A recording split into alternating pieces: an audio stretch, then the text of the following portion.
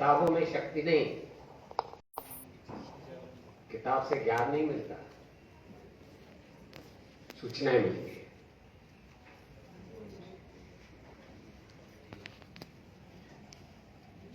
अभी मैंने बताया था ट्रेलर के बाद पिक्चर शुरू होगी, तो अभी पिक्चर का पहला भाग है, हम बीमार न पड़े तो क्या करें। ठीक है, एक बात मैंने विचार के बारे में सुबह बताई थी, मतलब इसके पहले बताया था, बीमार पड़ जाए तो क्या करें। अब आहार के बारे में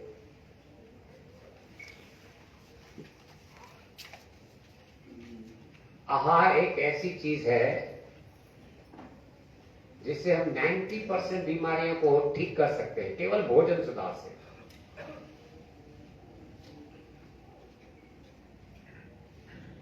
एलोपैथी की जो मेडिसिन है, Hippocrates was the father of medicine. Hippocrates father of medicine नाम से जाना जाता है। उसने कहा है, whatever you eat is only your medicine। जो आप खा सकते हैं वही आपकी दवाई हो सकती है, जो खा नहीं सकते वो आपकी दवाई कभी नहीं होगी। अब बताइए, मेडिकल स्टोर पर जो आप दवाई लेते हैं वो खाने की चीज है क्या? नहीं। खाए जा रहे होंगे।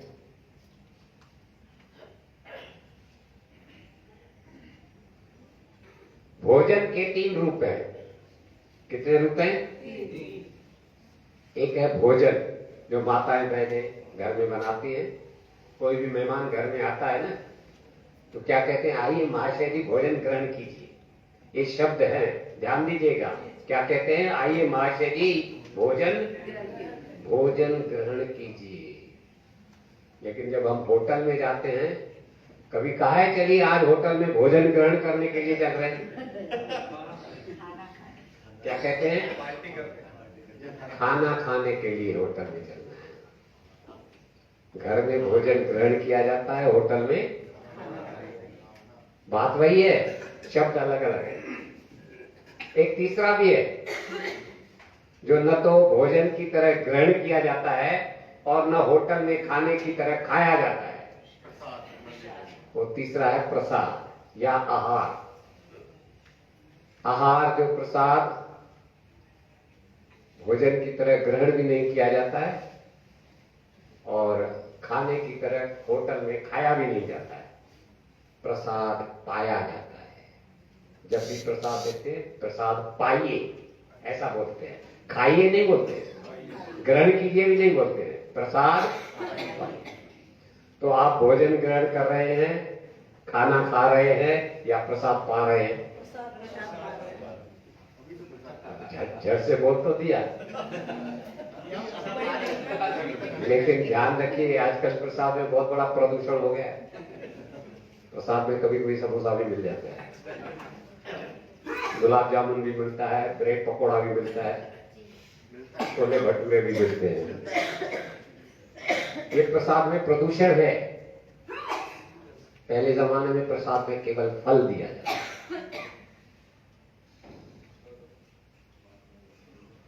खाने का महत्व, किसी एक नेचुरोपैथ ने कहा था आजकल बीमारियां क्यों बढ़ गई है?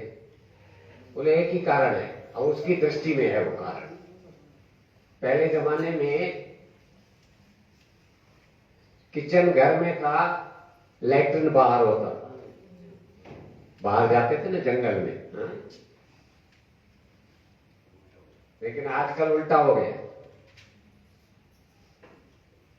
लैट्रिन घर में हो गया है और किचन बाहर हो गया। समझ गए ना? किचन बाहर माने होटल में। भोजन कितना महत्वपूर्ण है, छोटा सा एक उदाहरण बताता हूं आपको। आप जब भी किसी डॉक्टर के पास जाते हैं तो सबसे पहले डॉक्टर क्या करता है? ये टेस्ट करवाओ, ये टेस्ट करवाओ, ये टेस्ट करवाओ, ये टेस्ट करवाओ, और सभी टेस्ट करवा के जो है एक ही दिन में रिपोर्ट ले आएगा। ओके सर, सब टेस्ट करवाते हैं, एक दिन निश्चित दिनांक को रिपोर्ट लेके डॉक्टर के पास पहुंच जाते हैं। फिर डॉक्टर क्या करता है? प्रिस्क्रिप्शन लिखता है, ये टेबलेट, ये कैप्सूल, ये एंटीबायोटिक, ये इंजेक्शन, जाइए मेडिकल की दुकान से परचेज कीजिए। यही होता है।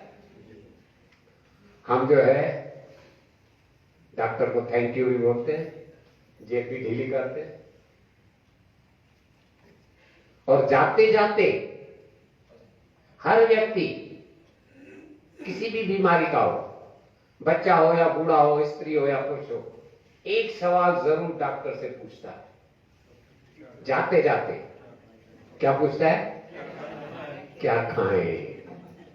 अरे खा खा के तो बीमार पड़े हो, फिर भी पूछ रहे हो क्या खाएं? डॉक्टर तो बोलेगा सब कुछ खाओ, ये गोली खाना मत भूलना। जितने भी मेडिकल के डॉक्टर्स हैं ना, ये कभी आपको भोजन के बारे में नहीं बताएंगे, क्योंकि उनके सिलेबस में ही नहीं है। उनके सिलेबस में बहुत बड़ी बड़ी बीमारियां हैं, बड़ी बड़ी दवाइयां हैं, भोजन के नाम से कुछ नहीं है। सब कुछ खाओ, जितना चाहो उतना खाओ, जैसा चाहो उतना खाओ, जल्दी ऊपर जाओ या हमारे पास आओ। यही हो रहा है।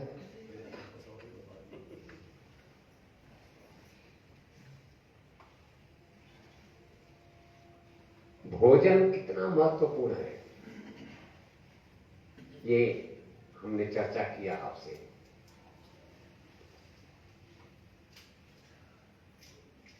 अब एक सवाल है, मैं आपसे पूछता हूं, आप जो कुछ खाते हैं, कुछ भी खाते हैं, वेज हो, नॉन वेज हो, फल हो, सब्जियां हो, रोटी हो, चावल हो, नमकीन हो, मिठाई हो, वट एवर यू ईट, जो कुछ खाते हैं उसका अंत में क्या बनता है?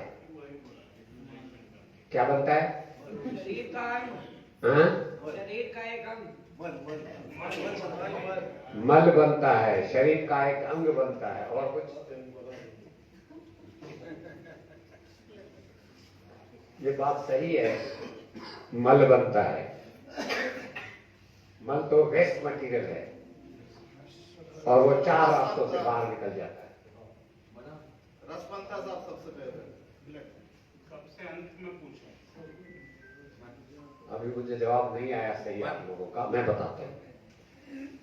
जो मल बनता है वो 4 रास्तों से निकल जाता है। मल द्वार से ठोस के रूप में, सॉलिड के रूप में कचरा बाहर जाता है। मूत्र द्वार से लिक्विड के रूप में कचरा बाहर जाता है।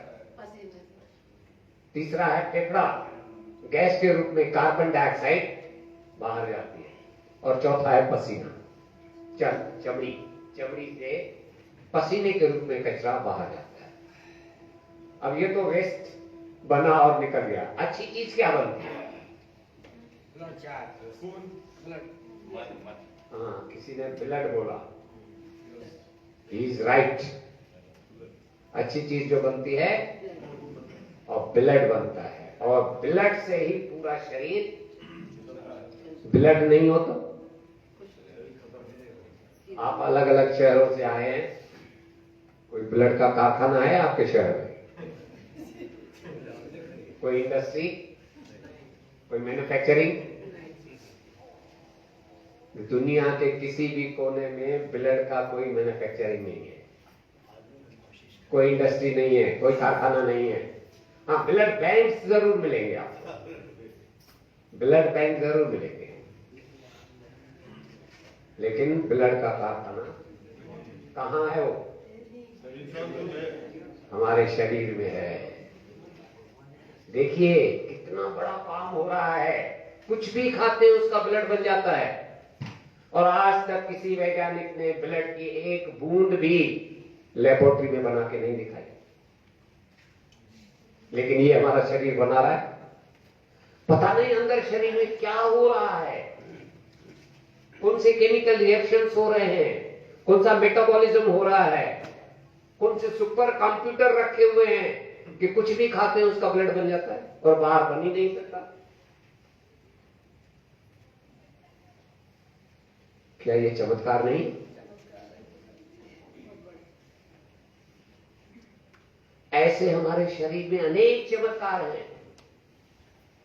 कल्पना कीजिए हृदय कैसे काम करता है, किडनी कैसे काम करती है, लीवर कैसे काम करते हैं, आंतें कैसे काम करते हैं, एक एक अंग कितना काम कर रहा है।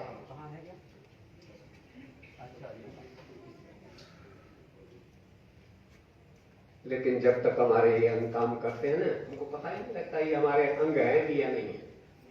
उदाहरण के लिए ये आंखें हैं, क्या काम करती है?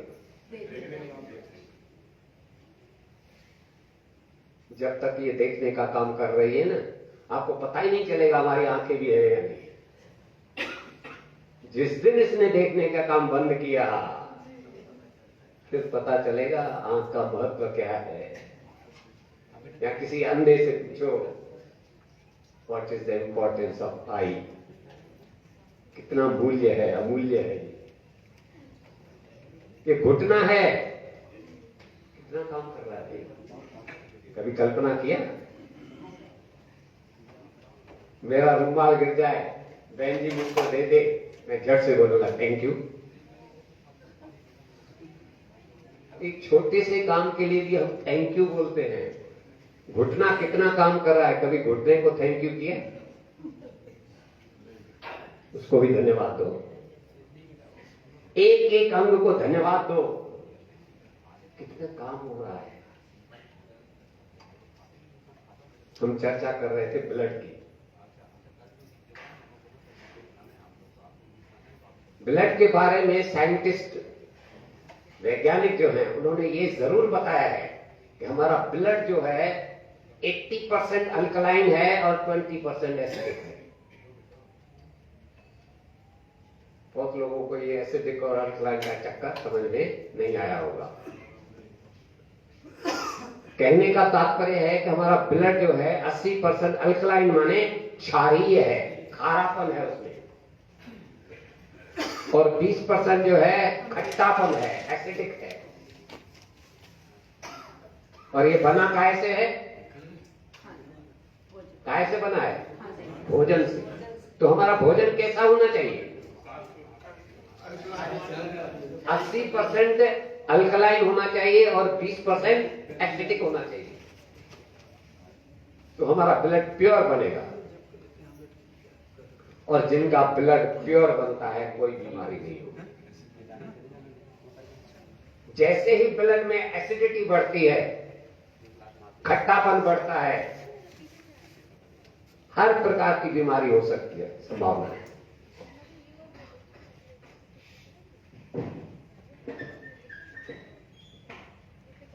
तो सवाल कहां पर आकर पहुंचता है? हमें क्या खाना चाहिए? 80% अल्कलाइन भोजन। अब अल्कलाइन भोजन क्या है, इसकी जानकारी भी होनी चाहिए। अल्कलाइन भोजन की जानकारी मिल जाए तो हम वो भोजन जो है चूज करें, अपने ब्लड को शुद्ध रखें, कोई बीमारी नहीं होगी। 4 प्रकार के भोजन हैं जो अल्कलाइन है, मैंने पहले भी बताया। 4 प्रकार के जो भोजन हैं वो अल्कलाइन हैं, और बाकी जितने भी भोजन हैं दुनिया भर के, सब एसिडिक हैं। 4 प्रकार के भोजन, पहला फल, दूसरा कच्ची खाने योग्य सब्जियां, तीसरा अंकुरित, और चौथा गाय का ताजा दूध। ये 4 चीजें जो हैं अल्कलाइन है, 100% अल्कलाइन है। ताजा दूध माने समझ रहे हो आप? धारोषण दूध होना चाहिए। उस दूध को गर्म करने की आवश्यकता नहीं है, मीठा डालने की भी आवश्यकता नहीं है। डायरेक्ट आप पीजिए, गरम गरम मिलेगा और मीठा भी होगा। मिलना कठिन है, मिल जाए तो अच्छा है, नहीं मिले तो समझिए दूध हमारे लिए आवश्यक ही नहीं है, ऐसा समझ लीजिए। तो 4 चीजें समझ गए आप अल्कलाइन, और बाकी जितने भी भोजन हैं सब एसिडिक हैं। हाँ बोलिए। मिल्क तो एसिडिक, जी मिल्क तो एसिडिक होता है नेचर में। क्या? थोड़ा जोर से बोलिए ना। दूध जो है अम्लीय है, एसिडिक। मैंने क्या कहा? दूध कौन सा? धारोषण दूध। कच्चा दूध, धारोषण दूध गाय का जो गर्म किया हुआ या जो थैलियों में मिलता है, थैलियों में दूध मालूम है कैसे बना रखते हो? 2000 डिग्री सेंटीग्रेड तक वो गर्म करते हैं, उसके बाद फिर फ्रीजर में डालते हैं, डीप फ्रीज करते हैं उसकी उम्र बढ़ाने के लिए, नहीं तो दूध तो जल्दी फट जाता है। कच्चा दूध आप कितनी देर तक रख पाओगे? कच्चा दूध कितनी देर तक रख पाओगे?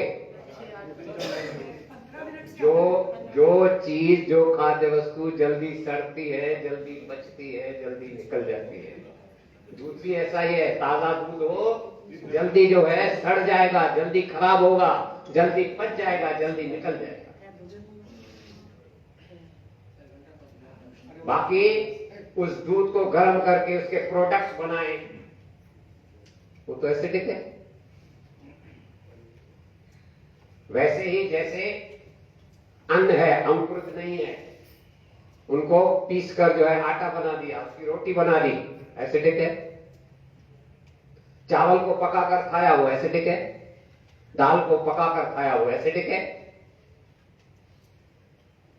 अब सबके मन में विचार आएगा, दाल भी नहीं खाएं, चावल भी नहीं खाएं, रोटी भी नहीं खाएं, सब्जी भी नहीं खाएं, तो क्या खाएं? बहुत बड़ा सवाल है।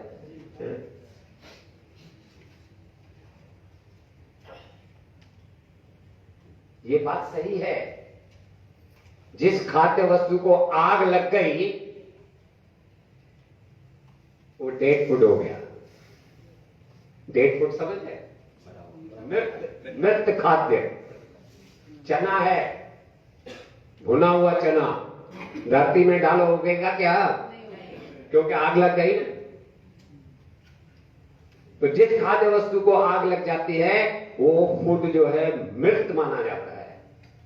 हम जीवित हैं, हमें जीवित खाद्य चाहिए, लाइव फूड चाहिए हमको।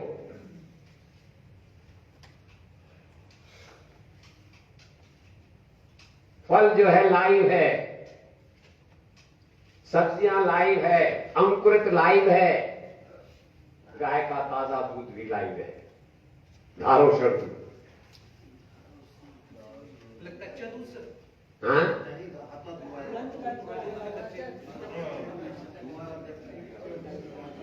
धारोषण नहीं समझ रहे क्या?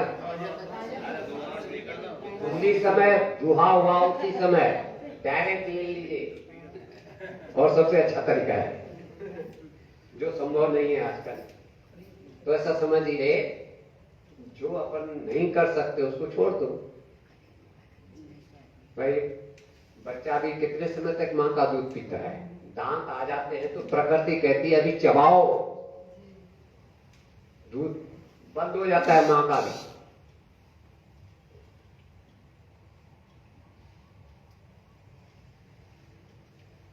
तो प्रैक्टिकल क्वेश्चन आया कि रोटी भी नहीं खाएं, चावल भी नहीं खाएं, दाल भी नहीं खाएं, सब्जी भी नहीं खाएं, तो आखिर क्या खाएं?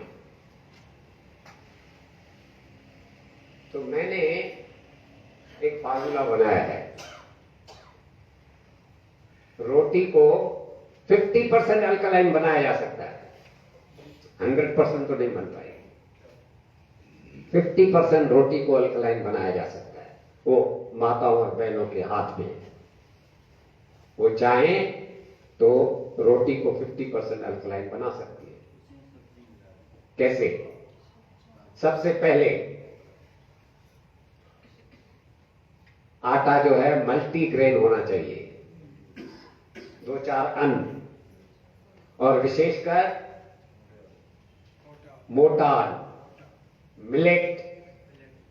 हमारे प्रधानमंत्री ने 2023 को मिलेट ईयर घोषित किया है, यानी मोटा अनाज खाओ। ज्वार, बाजरा, रागी, कोदो, कंगनी, बहुत सारे मोटे अनाज आते हैं। तो 2-4 मल्टीग्रेन आटा, और आटा मोटा होना चाहिए, विदाउट चोकर नहीं, विथ चोकर।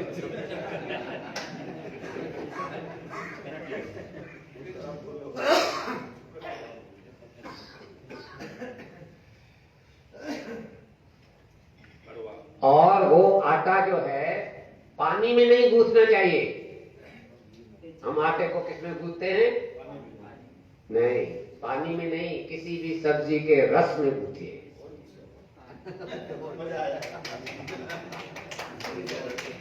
अथवा कोई भी सब्जी हो, उसको मिक्सी में डालकर पेस्ट बनाइए, उस पेस्ट में आटे को डालिए, उससे जो है रोटी बनाइए, लोई बनाइए, बेलिए, और फिर सेकना भी कला है। रोटी सेकना बहुत बड़ी कला है।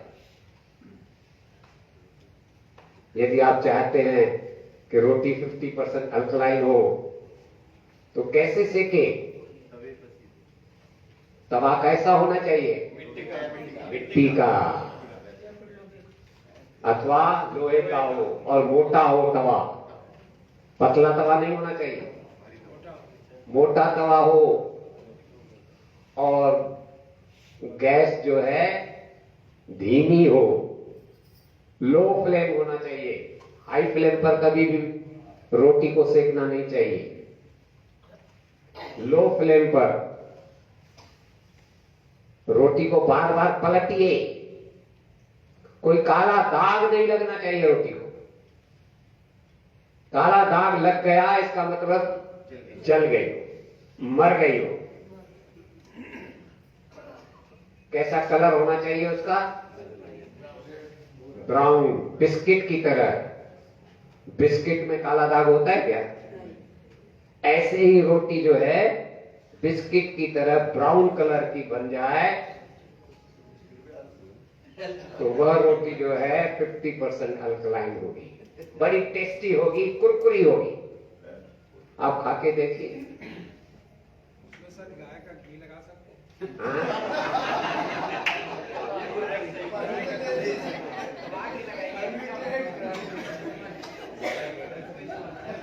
कभी कभी, गौशाला है क्या?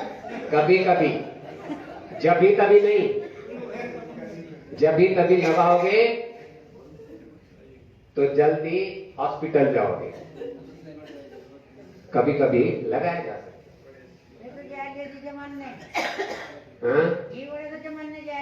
भाई कितने बैठे किसी का हटेगा हुआ था।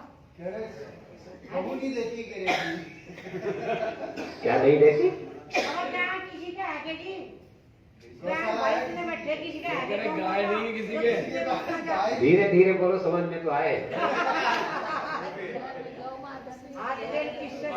वैसे वो कह रहे थे कि भाई गाय नहीं है, घी कहाँ से खाएंगे? तो वो बोल रहा है ना, इसलिए मैंने कहा। उसके पास होगी गाय। हाँ, वो गौशाला वाले। ठीक है। किसी को अभी को ऐसा बोलना हो तो खड़े होकर बोले। हाँ। ये आटा जो है, हाँ। अगर गूंदना है तो घी में गूंद सकते हैं। नहीं नहीं, ये बात तो बड़ी बता रहा है।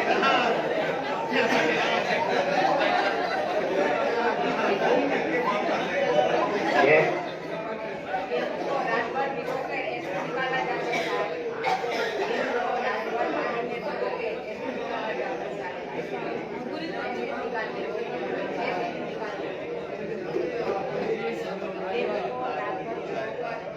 अरे जी,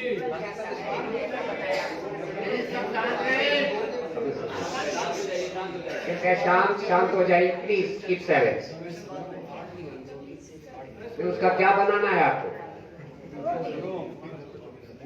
मैंने तरीका बताया ना। वो बात नहीं है। हाँ, बात नहीं है, पसंद नहीं आता वो बोल रही है। आता नहीं है तो सीखना पड़ेगा। आता नहीं है, आता नहीं तो सीखना पड़ेगा। अच्छा नहीं लगता। अच्छा नहीं लगता है तो फिर आपको जो अच्छा लगे वो करो। हमारी ओर से कोई मना तो है नहीं। तो ठीक है, ये 100% रोटी तो नहीं बनेगी, अल्कलाइन 50% बनेगी। अब चावल को कैसे 50% अल्कलाइन बनाएंगे? पहली बात, चावल ब्राउन राइस होना चाहिए। ब्राउन राइस आजकल आने लगे हैं, महंगे हैं, लेकिन यदि वो नहीं मिले या उतना पैसा खर्च नहीं कर सकते तो साधारण जो है राशन की दुकान पर चावल जो मिलते हैं ना, देसी चावल, थोड़े लाल लाल से होते हैं, वो भी अच्छे चावल हैं। हेल्थ के दृष्टिकोण से पॉलिश किए हुए नहीं है। पॉलिश किए हुए चावल जो हैं खतरनाक चावल है। वो चावल जो है यदि, या ब्राउन राइस 100 ग्राम चावल लीजिए, उसमें 500-600 ग्राम सब्जियां डालिए, मूंगफली के दाने डालिए, तिल डालिए, मूंग डालिए, मूंगफली डालिए, पनीर भी डाल सकते हैं।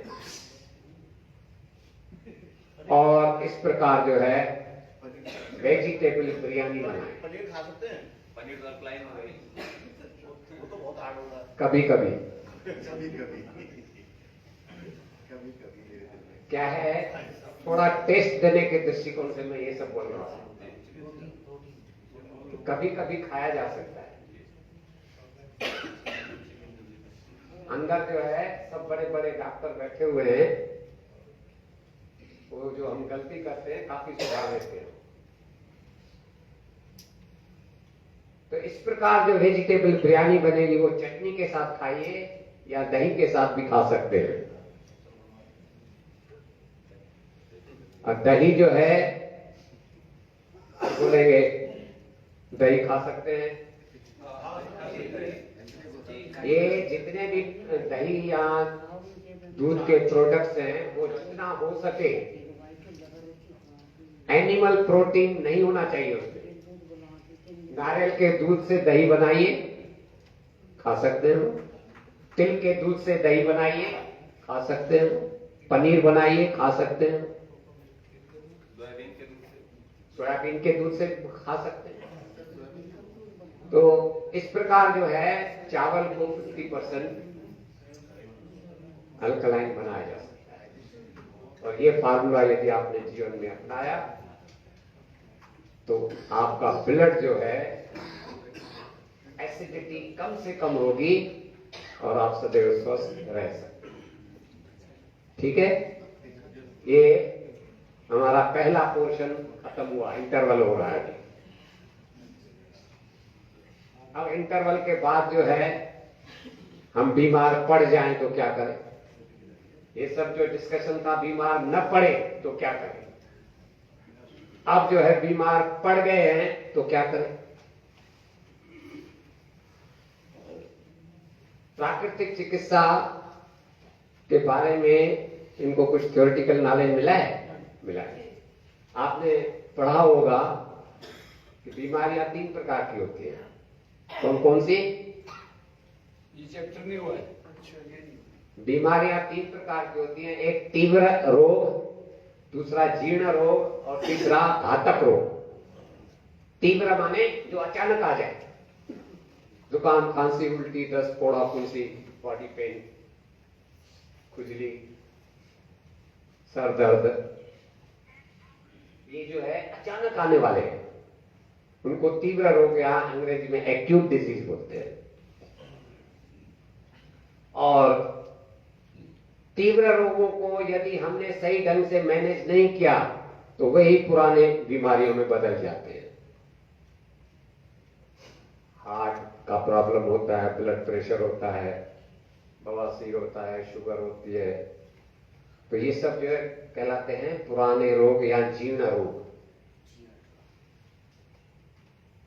और इसके आगे यदि इनको भी सही ढंग से मैनेज नहीं किया तो यही कन्वर्ट हो जाते हैं घातक रोग, डिस्ट्रक्टिव डिजीज, जैसे HIV, HIV, AIDS, TB, cancer, ये घातक रोग हैं। अब कैसे जो है तीव्र रोग घातक रोग बनता है, एक उदाहरण में देकर आपको स्पष्ट करूंगा। आपको जुकाम खांसी हो गया, क्या करते हैं आप? डॉक्टर के पास जाते हैं, ठीक है ना? जुकाम, खांसी, उल्टी, दस्त, फोड़ा, फुंसी, ये सब जितने भी तीव्र रोग हैं, इनमें एक कॉमन फैक्टर है। क्या? जुकाम जब होता है तो क्या होता है बताइए? नाक बैठती है। कौन सा गंगा जल निकलता है? कोई गंगा जल निकलता है क्या? कचरा ही निकलता है ना शरीर से। खांसी में क्या निकलता है? कोई मक्खन तो नहीं निकलता, कचरा ही निकलता है। उल्टी दस्त में क्या निकलता है? कचरा ही निकलता है। जितने भी तीव्र रोग हैं, सब में कचरा ही शरीर से बाहर जाता है। कचरा बाहर जाना चाहिए या नहीं? जाना चाहिए। जाना चाहिए ना? पलट जाओगे फिर? जाना चाहिए। पलट जाओगे, खड़े हो जाइए। इन्होंने बोला कि जाना चाहिए, मैं भी इसका समर्थक हूं, जाना चाहिए। लेकिन डॉक्टर के पास क्यों जाते हैं? कोई जवाब ही नहीं है इसका। दबाने को बैठिए।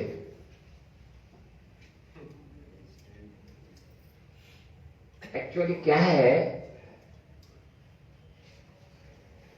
शरीर से ये कचरा क्यों बाहर निकलता है? कभी विचार किया है? उसकी जरूरत नहीं है। ये इसलिए निकलता है कि हम खूब खाते हैं। अब खूब खाएंगे तो कचरा भी ज्यादा बनेगा। अब ज्यादा बनेगा, निकलने के तो 4 रास्ते, मल द्वार, मूत्र द्वार, फेफड़ा और चमड़ी, 4 रास्ते हैं। लेकिन कचरा ज्यादा है। तो शरीर हमारी गलती को सुधारने के लिए आपातकालीन द्वार खोलता है, इमरजेंसी डोर। जुकाम के रूप में, खांसी के रूप में, उल्टी दस्त के रूप में, फोड़ा फुंसी के रूप में, बॉडी पेन के रूप में, बुखार के रूप में, ये इमरजेंसी डोर्स है, आपातकालीन द्वार है। कचरा बाहर निकल रहा है। अच्छी बात है ना ये? तो जब भी बुखार आए ना, ऐसा बोलिएगा, आइए बुखार महाराज आपका स्वागत है, आइए खांसी देवी आपका स्वागत है। हंसने की बात नहीं है, ये वास्तविकता है। हम खाने में कुछ गड़बड़ियां करते हैं, कचरा ज्यादा बनता है, तीव्र रोग होते हैं। तो ये तीव्र रोग हमें ठीक करने के लिए आते हैं। बुखार हमें ठीक करने के लिए आता है, खांसी ठीक करने के लिए आती है, जुकाम ठीक करने के लिए आता है। हमें इनका स्वागत करना ही चाहिए। ये मित्र रोग है, दे आर अवर फ्रेंड्स। मित्र रोगों का स्वागत होना चाहिए। अब तीव्र रोगों को यदि हमने सही ढंग से मैनेज किया नेचुरोपैथी के द्वारा, तो पुरानी बीमारी नहीं होगी कभी। कैसे पुरानी बीमारी होती है? मैंने आपको बताया था भाई, जुकाम हो गया, आप डॉक्टर के पास गए, डॉक्टर ने गोली दी, आपका नाक बहना बंद हो गया, आप तो खुश हो जाएंगे, डॉक्टर को थैंक यू बोलेंगे, जेब भी ढीली करेंगे। लेकिन मेरा एक सवाल है यहां पर, वो जो नाक से कचरा बह रहा था वो कहां चला गया? अंदर दब गया, उस गोली ने उसको दबा दिया। कुछ दिनों के बाद आपको खांसी हो जाएगी। आप फिर क्या करेंगे? फिर डॉक्टर के पास जाएंगे, डॉक्टर साहब पिछली बार आपने जुकाम का तो बढ़िया इलाज बताया था, मेरी नाक बहनी बंद हो गई थी, लेकिन ये नई बीमारी आ गई है खांसी। क्योंकि वही पानी बह रहा था, वही बलगम के रूप में आ गया। आप फिर डॉक्टर के पास जाएंगे, डॉक्टर फिर कोई ऐसी दवाई देगा, आपका कफ जो है खत्म हो जाएगा, बलगम जो निकल रहा था वो निकलना बंद हो जाएगा, आप फिर खुश हो जाएंगे, फिर डॉक्टर को थैंक यू बोलेंगे, पैसा भी देंगे। फिर मेरा यहां सवाल होगा, वो जो बलगम निकल रहा था वो कहां चला गया? उस दवाई ने उसको सुखा दिया और आपको कुछ दिनों के बाद सांस लेने में तकलीफ होगी, दमा हो जाएगा। ये क्रॉनिक डिजीज है, जीर्ण रोग है, इसको भी नहीं दबाया अच्छी तरह से, जो है इलाज नहीं हुआ इसका, तो यही दमा जो है टीबी यानी घातक रोग में बदल जाता है। हर बीमारी ऐसे तीव्र रोग से घातक रोग तक जाती है, हमें पता ही नहीं लगता। हम सोचते हैं हम ठीक हो रहे हैं, लेकिन हम तो जो है आगे आगे बढ़ते जा रहे हैं। केवल तीव्र रोगों को यदि हम ठीक करें तो न वो पुरानी बीमारी होगी न घातक रोग होगा। तीव्र रोगों को कैसे ठीक करें, ये नेचुरोपैथी सिखाती है। 4 टियर पैकेज है, 4 बातें हैं केवल तीव्र रोगों को ठीक करने के लिए, मैनेज करने के लिए 4 बातें।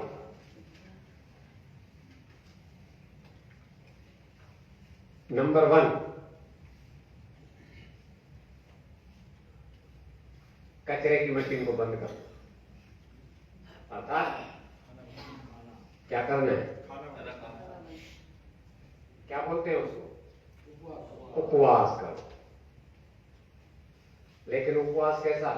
ऐसा नहीं कि उपवास में दूध चाय चलती है, फल तो खाते ही है, मावे की मिठाई भी चलेगी, हल्दीराम की नमकीन आहार भी चलेगा, फलाहारी नमकीन भी बोलते हैं ना, वो भी चलेगा, सिगारे की आटे की रोटी भी चलेगी और साबूदाने की खिचड़ी भी चलेगी। पता नहीं कितनी सारी चीजें इकट्ठी करते हैं उपवास के नाम पर। 17 चीजें इकट्ठी करते हैं उपवास के नाम पर, और फिर भी बड़े दुख के साथ बोलते हैं आज तो मैं उपवास में। अरे भाई मेरे, क्यों परेशान हो रहे हो? 17 चीजें इकट्ठी की हो और फिर भी बोल रहे आज मैं, दुखी मन से बोल रहे आज मैं उपवास में हूं। इससे तो अच्छा है 2 चीजें खा लो, रोटी और दाल रोटी खा लो। ये उपवास नहीं है, ये बकवास है।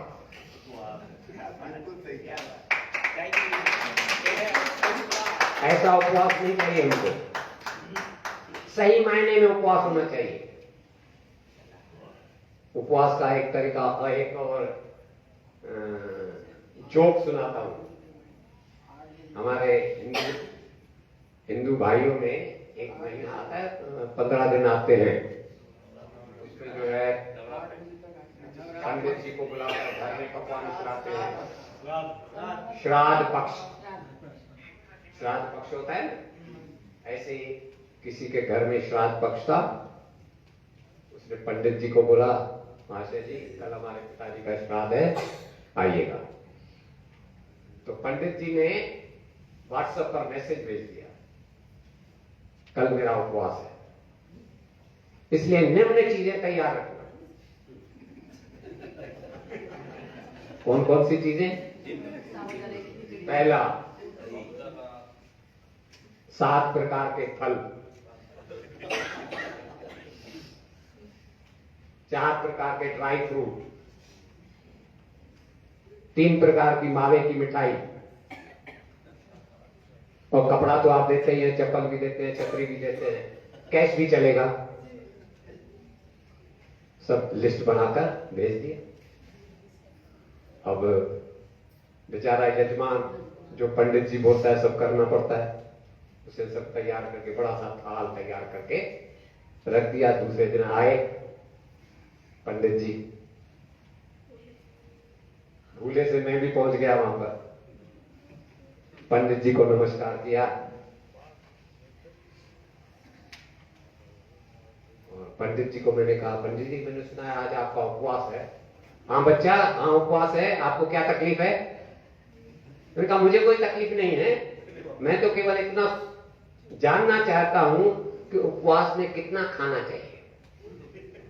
उपवास में, अरे बच्चा तुमको ये भी पता नहीं है उपवास में कितना खाना चाहिए? हाँ सब पता नहीं है। शास्त्रों में क्या लिखा है? शास्त्र क्या बोलते हैं उपवास में कितना खाना चाहिए? बोले शास्त्रों में स्पष्ट लिखा है कितना खाना चाहिए। अरे महाशय जी बताइए तो कितना खाना चाहिए? बोले शास्त्रों में लिखा है कि तुलसी के पत्ते के ऊपर जितनी खाद्य सामग्री आए उतना ही खाना चाहिए। क्या बोला?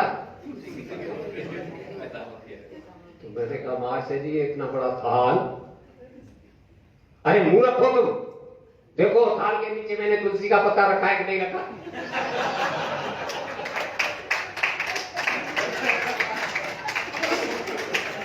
ऐसा उपवास नहीं चाहिए।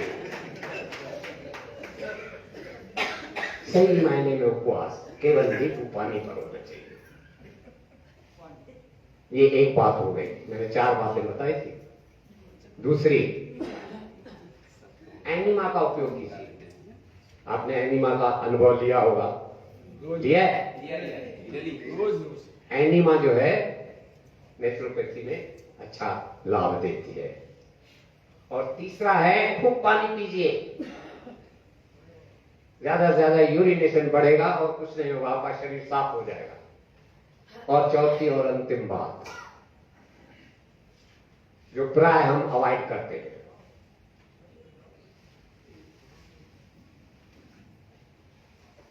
वो क्या है? वो इन तीनों से भी महत्वपूर्ण है। 4 बातें करनी है। पहला कौन सा? उपवास। दूसरा एनिमा। तीसरा खूब पानी पिए। और चौथा जो है, नहीं, चौथा जो है, अब देखिए नाक बह रही है, खांसी में बलगम निकल रहा है, डॉक्टर के पास नहीं जाना, बुखार चढ़ा हुआ है। हाँ ये जवाब सही आया। जितने भी तीव्र रोग होते हैं ना, किसी काम में मन लगता है क्या? शरीर क्या चाहता है? बॉडी की लैंग्वेज पढ़ना सीखो। बॉडी क्या चाहती है? जितने भी तीव्र रोग होते हैं उसमें बॉडी थका थका सा महसूस करती है, रेस्ट चाहिए। और हम क्या करते हैं? आयोडेक्स मलिए, काम पे चलिए।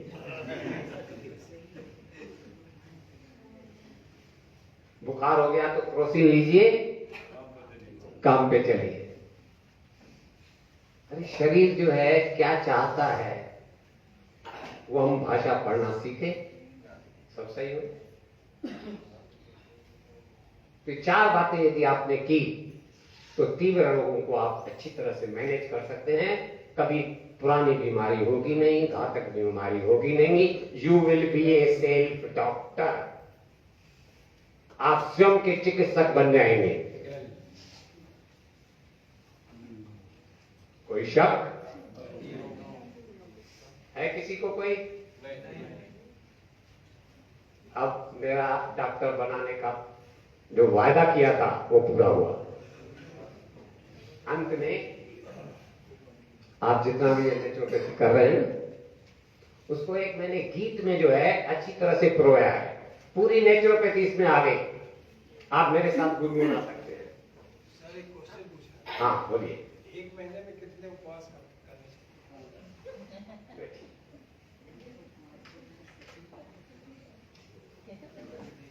उपवास यदि स्वस्थ व्यक्ति है तो हफ्ते में 1 दिन कर सकते हैं। बीमारी है तो 3 दिन किया जा सकता है, तीव्र रोग हो तो, और जीर्ण रोग हो तो और ज्यादा उपवास। Fasting is the fastest remedy. उपवास सबसे तीव्र उपचार है। यदि आप जल्दी ठीक होना चाहते हैं तो उपवास का सहारा लीजिए। एक चीज पूछ रहा था। तो हम चर्चा कर रहे थे प्राकृतिक चिकित्सा पूरा इस भजन में कैसे आता है। मेरे साथ आप दोहरा सकते हैं। नेचुरोपैथी अपना कर जीवन उज्जवल करना, नेचुरोपैथी अपना कर जीवन उज्जवल करना। जब रोग कोई आवे तत्काल भगा देना, जब रोग कोई आवे तत्काल भगा देना। नेचुरोपैथी में हम क्या करते हैं? 5 तत्वों से इलाज करते हैं। कौन कौन से 5 तत्व हैं? मिट्टी, पानी, धूप और आकाश। आकाश अग्नि समीर, मिट्टी पानी से बना शरीर। आकाश अग्नि समीर, मिट्टी पानी से बना शरीर। होगा विलीन एक दिन, चाहे गरीब हो या अमीर। होगा विलीन एक दिन, चाहे गरीब हो या अमीर। एनिमा की मदद लेकर उपवास करा देना, एनिमा की मदद लेकर उपवास करा देना। जब रोग कोई आए तत्काल भगा देना, जब रोग कोई आए तत्काल भगा देना। उपवास और एनिमा के बाद क्या?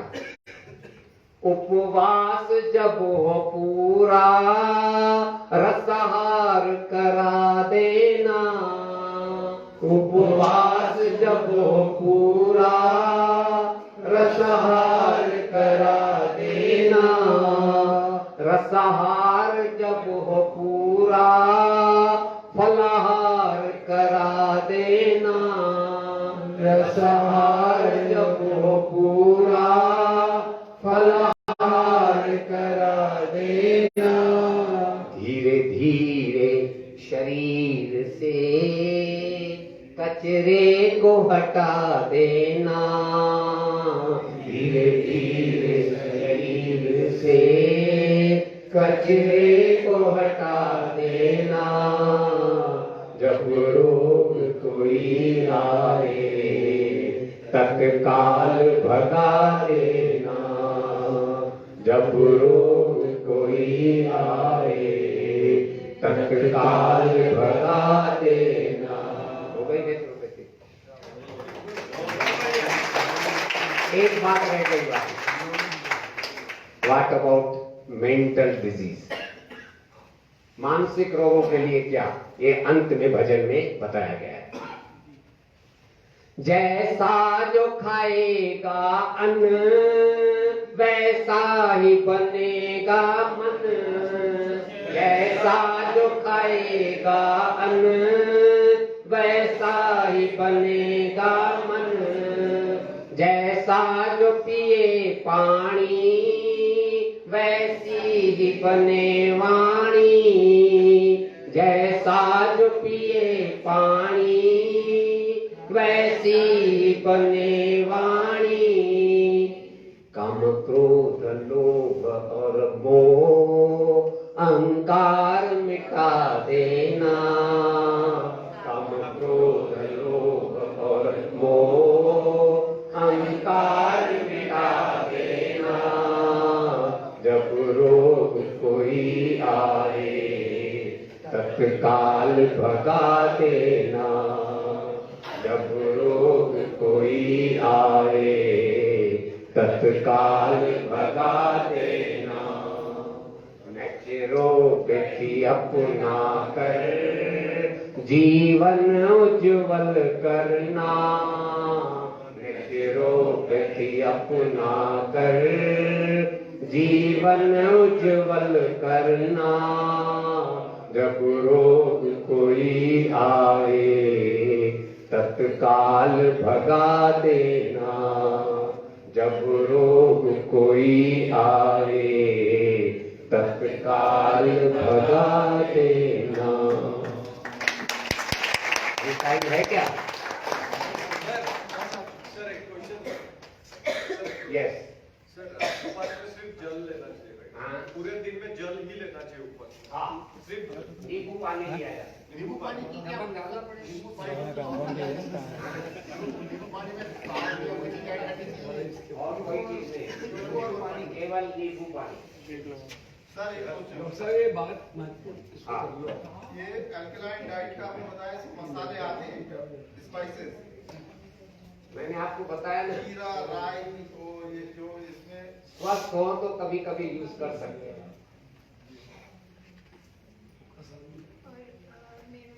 अब और कोई क्वेश्चन हो तो बताइए।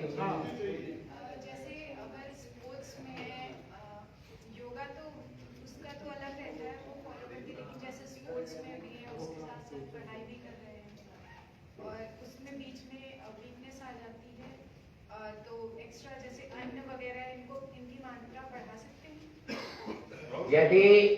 यदि बॉडी अभी डेवलप हो रही है, यंगस्टर्स के ये कर सकते हैं, लेकिन 40-50 से ऊपर जो लोग हैं वो ये ज्यादा अन्न न खाएं तो अच्छा है।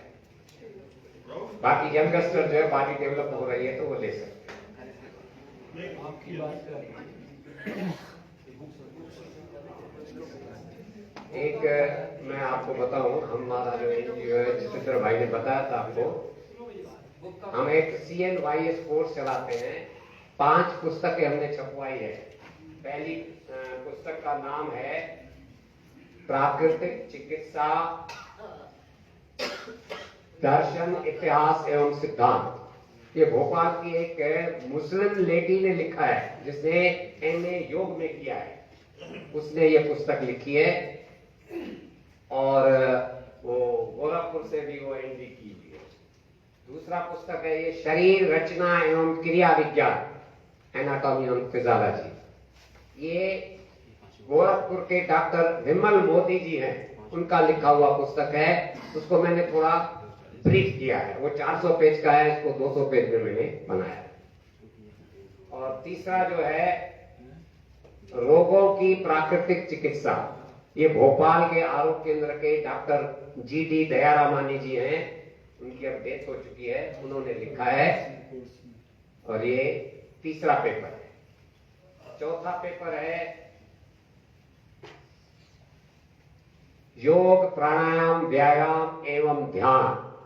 ये उज्जैन की विक्रम यूनिवर्सिटी की प्रोफेसर डॉक्टर रश्मि श्रीवास्तव जी हैं, उन्होंने लिखा है।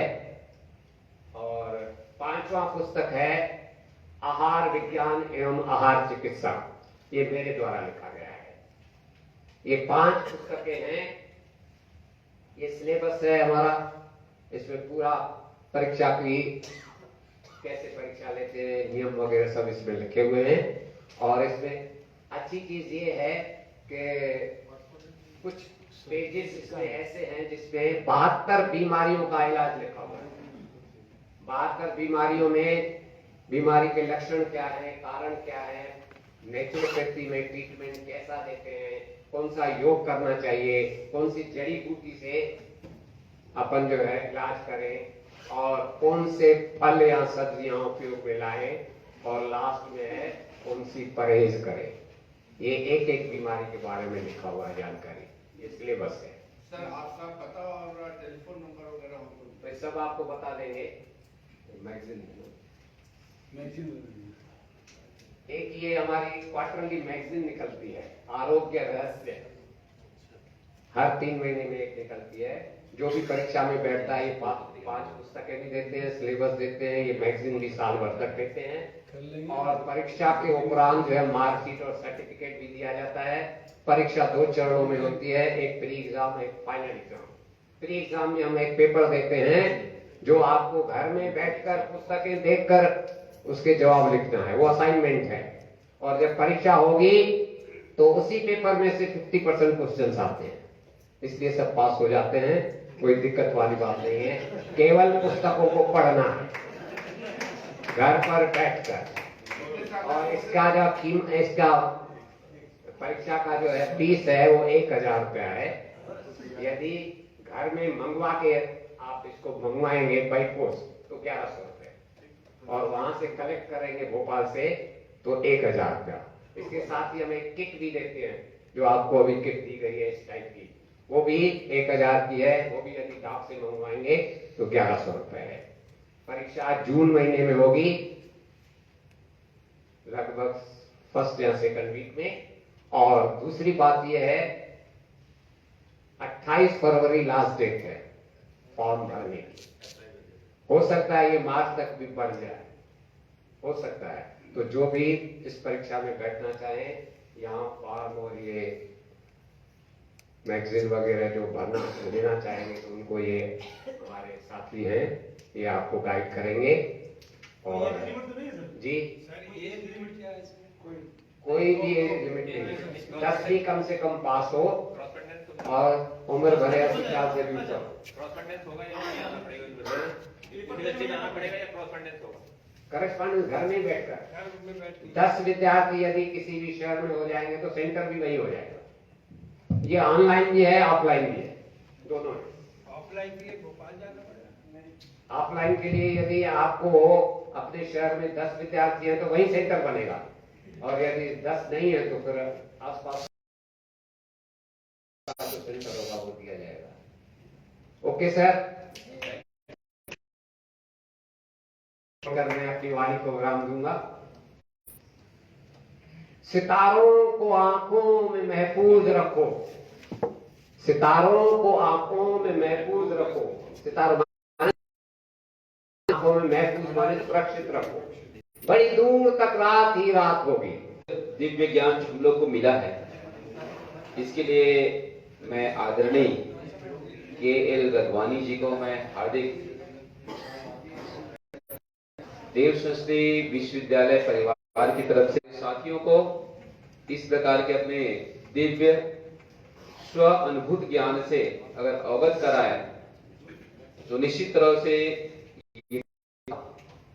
यह चलती रहेगी और हम सब आगे बढ़ते रहेंगे, ऐसा उम्मीद है। राष्ट्र हमारा सर्वोपरि है और वो शुरू होता है